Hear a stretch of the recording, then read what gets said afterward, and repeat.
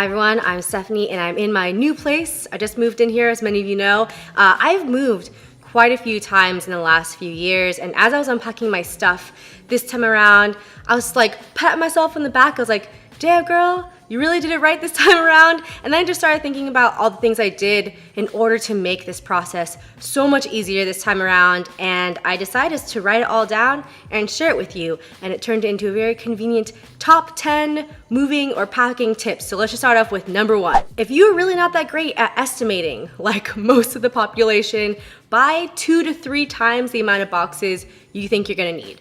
Seriously. Or you're just gonna have to keep going back and buying more boxes. Also, same rule of thumb for tape.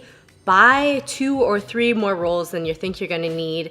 The great thing about companies like U-Haul is that if you have any unused flat boxes, you can return them. So it's not like once you buy the boxes, they're yours. This time around, I went to the U-Haul store 2 times, and the second time I got a bunch more boxes that I thought I would need, and I ended up using every single one. Buy this kind of tape. I think it's called Intertape.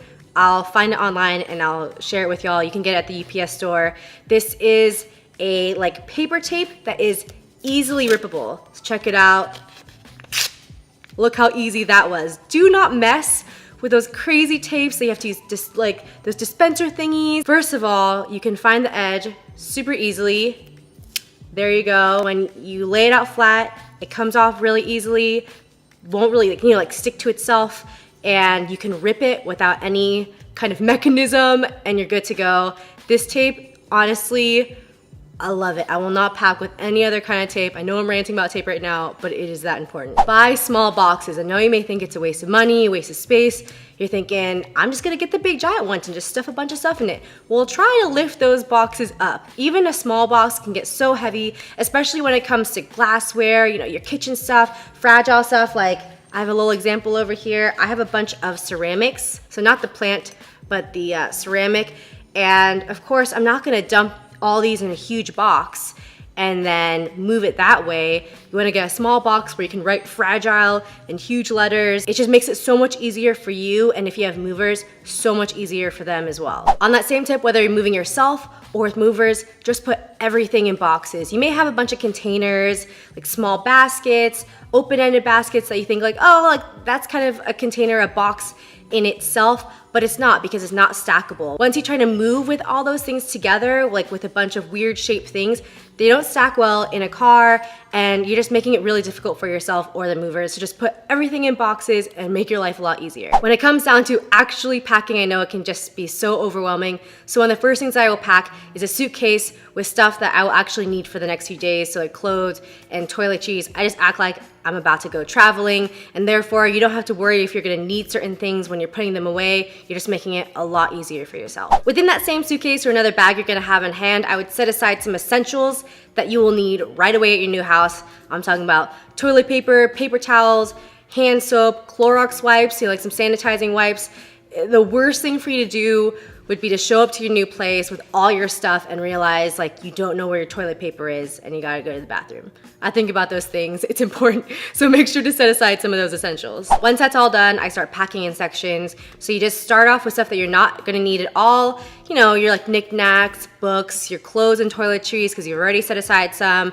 I think the very last thing you would pack would be stuff in your fridge. If you have a cooler, you know, you can just toss it all in a big cooler and take it away day of. If you create sections for yourself, it's just gonna be so much easier for you. I feel like I get really overwhelmed when there's too much going on. I'm not a good multitasker, so if I just concentrate in one section at a time, then it's just so much better. I think everyone knows that they should label their boxes. That's so important, but when it comes to labeling, I would also say be specific on the boxes. Don't just write kitchen, write like specific things that are inside there, because there's a lot of things that go into your kitchen. For some reason this time around, I packed all my kitchen sponges in just like a really random box that had nothing to do with kitchen stuff. I think I had, you know, filled up all the kitchen boxes, and it was just one more thing. I just tossed it in another one.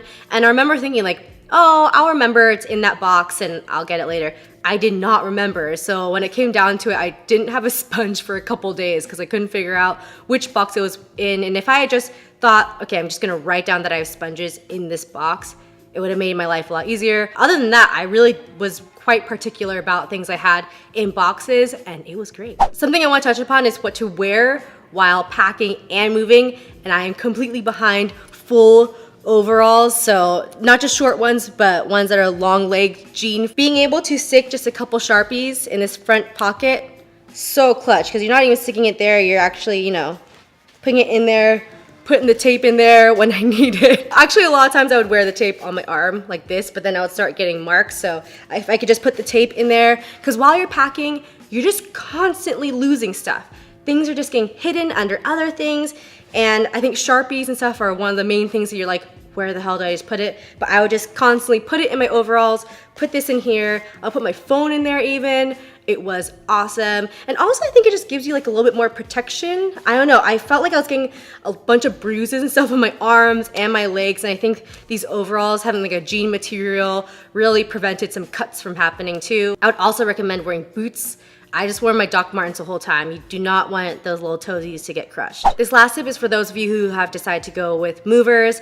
I think when it comes to movers, just go with the best of the best. I'm already wary of letting strangers into my home, but strangers into my home handling all my personal things, it makes me a little bit nervous. My dad actually, I was talking to him on the phone today, and he said he watched this news report, this like horror story about this couple who got some people off of Craigslist and they ended up picking their stuff in a stolen truck and then just drove away with all their stuff.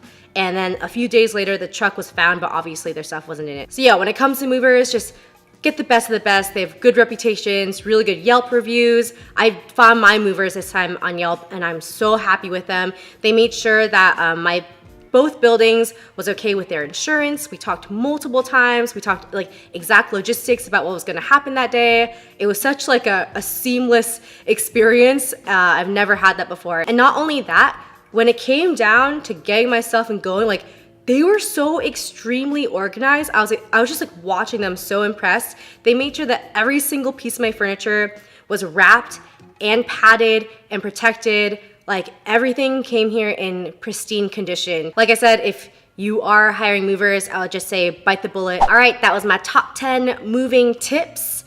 I hope this was helpful for you if you're in the process of moving or thinking about moving. If this was helpful or you like this video, please subscribe. It'll let me know I should just keep on making these kind of videos. I love y'all and I'll see you in the next one. Bye.